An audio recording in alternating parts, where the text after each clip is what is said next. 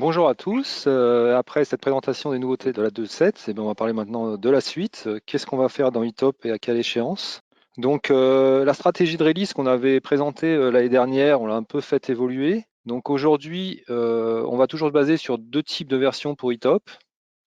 Les versions long term support, donc qui sont des versions stables et qui sont maintenues sur une longue durée, sur une longue période, donc au minimum 3 ans de correction, au minimum 3 ans, pardon, correction de bugs pendant 2 ans et sécurité fixe pendant 1 an. Donc ça, la 2.7 et la première version LTS qu'on a sortie dans cette logique de stratégie de release. Ensuite, entre ces long term support, on va sortir des versions short term support. Donc c'est des versions intermédiaires, elles vont apporter de nouvelles fonctionnalités, mais par contre leur durée de maintenance ce sera très courte. En fait, c'est jusqu'à la version suivante, STS. Et les sorties, on va essayer de faire ça tous les 6 à 9 mois. Donc si on résume ça, sur une LTS, on corrige les bugs jusqu'à la prochaine LTS et on fait des patchs de sécurité 1 an de plus. Sur une STS, on corrige les bugs jusqu'à la prochaine version STS et on met des patchs de sécurité sur les 6 mois qui suivent. Donc si on essaye de projeter ça dans ce qu'on va faire dans les années qui viennent, donc déjà dans le passé, si on suit cette politique, les fixes de sécurité sur la 2.5, c'est terminé depuis avant-hier. Les fixes de sécurité de la 2.6, on va en faire toute l'année. Et d'ailleurs, on devrait en publier un d'ici la fin du mois ou au début du mois de mai. Et puis, en ce qui concerne les autres versions, donc là, ce que j'ai mis en rassuré, c'est ce que pourrait être l'avenir. Je me suis basé sur, on sort une version intermédiaire tous les 9 mois. En tout cas, ce qui est sûr, c'est que on va maintenir pendant 2 ans en maintenance fixe la 2.7, donc jusqu'en mars 2023. On a mis 2023, mais ça serait plutôt 2022 d'ailleurs. Et puis après, encore 1 an de bug fixe, de sécurité fixe. Et puis pour la suite, on verra en fonction de ce qu'on va être amené à développer, à sortir et à quelle fréquence on peut sortir des nouvelles versions. Donc pour l'année 2020, comment ça va se présenter? Donc au niveau du produit, en mars, on a sorti la 2.7. Donc elle est sortie pour les clients la semaine dernière et elle sortira la semaine prochaine pour la communauté. En juin, ou peut-être avant, on sortira une version 2.7.1 pour corriger quelques bugs de la 2.7 qu'on n'a pas eu le temps de corriger, et puis pour les éventuelles régressions qu'on aurait amenées avec la 2.7. Donc ça se fera d'ici juin. L'échéance, on verra en fonction des retours.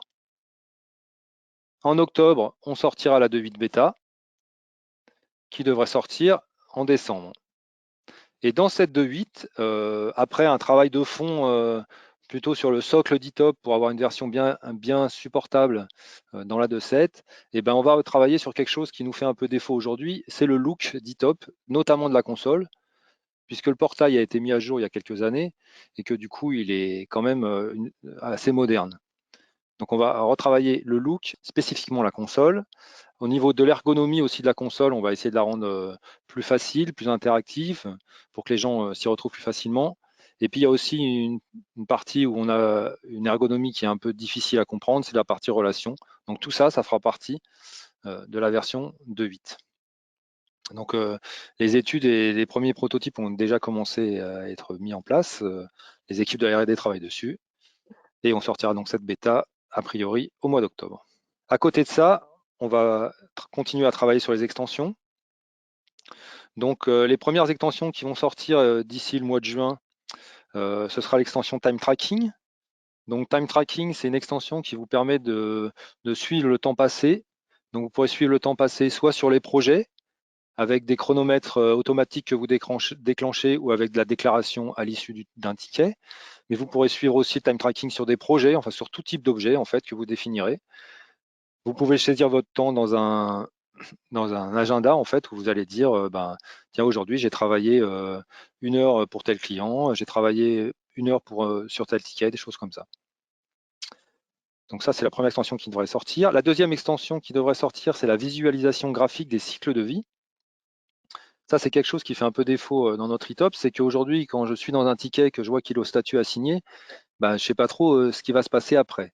Donc là, du coup, on aura un petit pop-up qui nous permettra de voir en fait quels sont les statuts qui peuvent arriver à la suite de ce statut assigné. Troisième extension sur laquelle on travaille actuellement, c'est la visualisation Kanban. Donc on va faire quelque chose qui sera très générique pour qu'on puisse utiliser cette visualisation Kanban de différentes façons. Par exemple, je vais faire un graphe Kanban de mes tickets et puis en les déplaçant dans mon Kanban, je vais les assigner à différentes personnes de mon équipe. Donc ce sera un graphe Kanban qui n'est pas qu'une visualisation, hein, qui est aussi une modification. En fait. Le deuxième lot d'extensions sur lesquelles on va travailler, il y a l'extension PMP, donc qui fait du project management. Donc on en avait déjà parlé l'année dernière, elle est presque terminée. Avec cette extension PMP, comme on fait du projet, on aime bien avoir une visualisation Gantt, donc il y aura une extension de visualisation Gantt. Et ensuite, on a une extension qui s'appelle catalogue de procédures, qui vous permet en fait de définir sur un ticket par exemple une liste de tâches qui va être réalisée en même temps que après la création de ce ticket et qui à chaque création de ce type de ticket sera automatiquement créée avec des dépendances. Par exemple, s'il y a un de mes clients qui demande une nouvelle VM, il va falloir qu'on crée une tâche pour l'équipe réseau pour faire une demande d'adresse IP, une tâche pour l'équipe système pour provisionner la VM, et puis il y a peut-être une autre équipe qui va faire l'installation de l'OS, et ainsi de suite. Donc le catalogue de procédures permet en fait, sur certains types de sous-catégories de services, de générer automatiquement ces tâches qui sont affectées directement aux bonnes équipes. Ensuite, toujours dans les vues temporelles, on travaille sur une vue timeline. Donc, par exemple, on pourrait voir une vue timeline d'un ticket où on verrait les différents statuts par lesquels il est passé et à quel moment. Et un autre point qui est important pour nous, c'est l'éditeur d'OQL graphique, puisqu'aujourd'hui, il faut écrire l'OQL en tapant des lignes d'OQL, il n'y a pas trop d'assistants pour le faire. Donc on a aujourd'hui un proto d'éditeur OQL graphique qu'on va généraliser et qu'on va affiner pour que le travail soit plus simple pour tout le monde. Voilà pour l'année 2020. Et la suite, la suite, on ne peut pas vous présenter quelque chose de très précis parce qu'on parle déjà dans un an, donc il peut se passer plein de choses. Par contre, on a des thématiques sur lesquelles on sait qu'on va travailler. Quelque chose qu'on aimerait ajouter dans eTop, en plus de l'ergonomie, c'est l'assistant de création d'objets. Au lieu d'avoir un formulaire qui est à pré-remplir où je ne sais pas quelle case je dois remplir, qu'est-ce qui est obligatoire, qu'est-ce qui est comme ça, être assisté en fait dans la création d'un objet, la création d'un ticket, la création d'une VM, la création d'un document par exemple. Donc ça, c'est quelque chose qu'on aimerait faire l'année prochaine.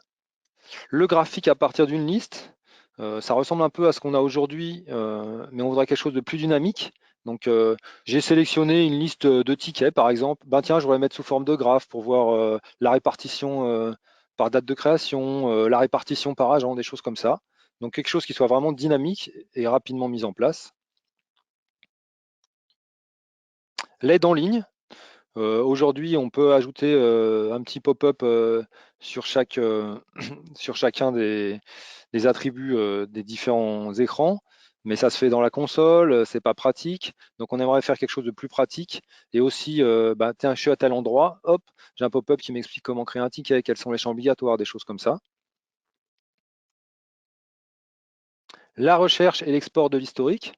Donc aujourd'hui, on peut voir sur un objet facilement l'historique, mais si on cherche des infos sur plusieurs objets, il faut écrire des OQL qui sont un peu complexes.